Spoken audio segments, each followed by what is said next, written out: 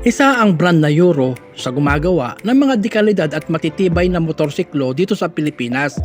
Kahit pa nga ang turing ng iba dito ay China brand, pero hindi matatawaran ang mabilis na pagkilala ng mga rider sa brand na to, kung saan maraming tumatangkilik sa bawat motor na inilalabas nila sa market.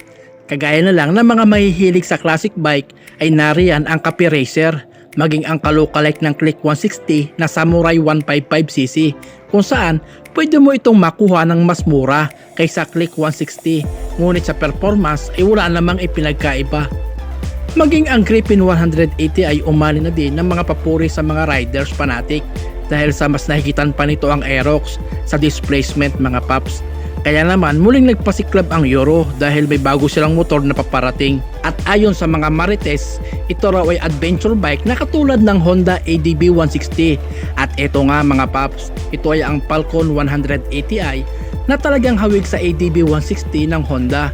Medyo na iba lang ang unahang bahagi ng motor na to. At itakil natin ang specification ng motor na to. Ang makina ng motor na to ay pinalakas ng 180.4cc, single cylinder, 4-stroke, 4 valves water-cooled engine.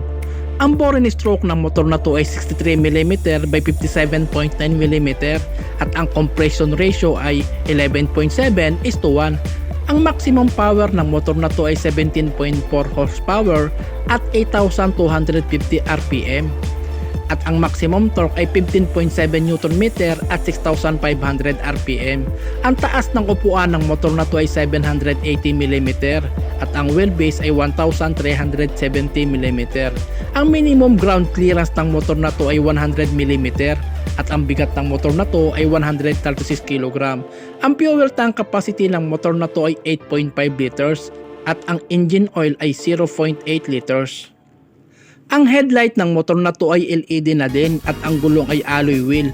Ang preno ng motor na to ay disc brake ang unahan at hulihan at ang laki ng gulong ay 110 by 80 by 40 ang unahan at 130 by 70 by 13 ang hulihan. Bali hanggang dito na lamang mga paps ang maikling content ko at sana nagustuhan nyo. Paki-subscribe na lang din po, then hit the notification bell para update ka po sa lahat ng video na aking ilalabas. Maraming salamat mga